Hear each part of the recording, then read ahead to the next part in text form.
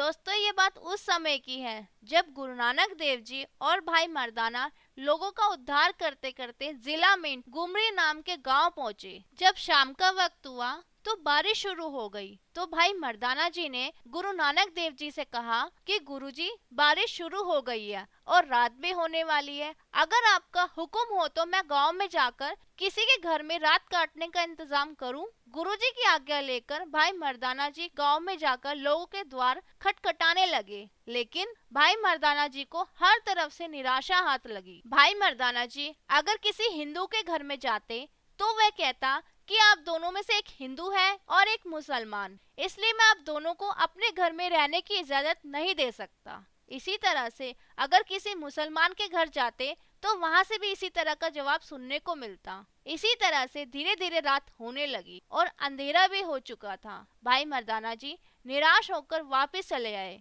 और सारी बात गुरुजी को बताई। गुरु नानक देव जी और भाई मर्दाना गांव के बाहर से ही आगे चल दिए। गांव से थोड़ा आगे आने पर गुरु नानक देव जी और भाई मर्दाना जी को एक झोपड़ी दिखाई दी जिसके अंदर एक दिया जल रहा था। जब गुरु नानक देव जी और भाई मर्दाना जी झोपड़ी के पास गए तो उन्हें पता लगा कि इस झोपड़ी में एक कोढ़ी रहता है जिसको इसके घर वालों ने गांव के बाहर एक झोपड़ी बनाकर दे दी है। उस कोढ़ी के घर वाले उसका खाना झोपड़ी के बाहर रख जाते हैं और ये रोटी खा लेता है।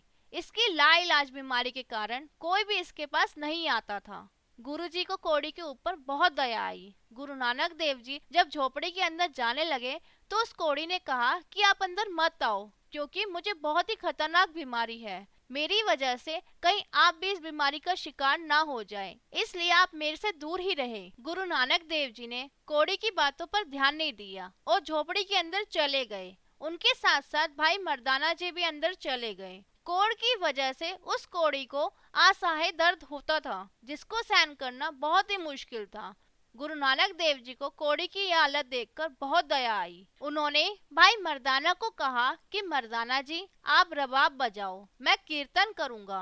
भाई मर्दाना जी रबाब बजाने लगे और गुरुजी ने कीर्तन किया, जिसका मतलब ये था कि शरीर को तो रोग तभी लगता है जब इंसान का मन रोगी हो जाता है, और मन तभी रोगी होता है जब इंसान परमात्मा का नाम भूल जाता है। इन सभी बीमारियों का एक ही इलाज है, अपने आप को परमात्मा से जोड़ना। इसका मतलब ये है कि जिसने हमें ये शरीर दिया है वह हमें सेवा के लिए बख्शा गया है, लेकिन जब हमारा ध्यान सेवा की तरफ नहीं जाता तो हमारा शरीर रोगी हो जाता है। गुरु नानक देव जी का कीर्तन सुनकर वह कौड़ी उठकर बैठ गया। उस कौड़ी को अपने शरीर में झंझनाहट सी महसूस हुई और उसे अपने शरीर में फुर्ती सी महसूस हुई। उस रात कौड़ी काफी देर तक गुरुजी से बातें करता रहा।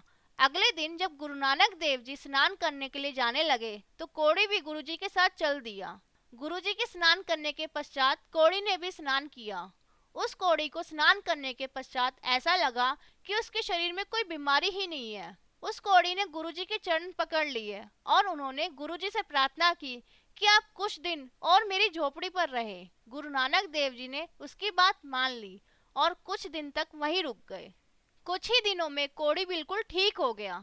जब गांव वालों को ये बात पता चली कि कौड़ी को गांव में आए महात्मा ने ठीक किया है तो गांव के लोग दौड़कर गुरुजी के पास आ गए और कहने लगे कि महात्मा जी आप हमें माफ कर दे, जो हमने उस दिन रात को आपको रहने के लिए जगह नहीं दी। हमसे अनजान में बहुत बड़ी भूल हो गई है, कृपया करके हमें माफ कर दे। तब गुरु नानक देव जी ने उनको समझाते हुए कहा कि अगर आपके गांव में कोई अजनबी आता है और आपसे मदद मांगता है तो आपकी जिम्मेवारी है उसकी सहायता जरूर करो। और दूसरी बात ये है कि अगर किसी इंसान को कोई बीमारी हो जाती है तो उसे अपने से दूर मत करो, बल्कि उनका मनोबल बढ़ाकर तुम्हें उसकी सेवा करनी चाहिए। गांव के सभी लोगों ने गुरु नानक देव जी को वचन दिया कि आगे से हम कोई गलती नहीं करेंगे और जो रास्ता आपने दिखाया है उसी पर चलेंगे। तो दोस्तों हमें हमेशा परमात्मा को याद करना चाहिए, दुखी और जरूरतमंदों की सेवा करनी चाहिए,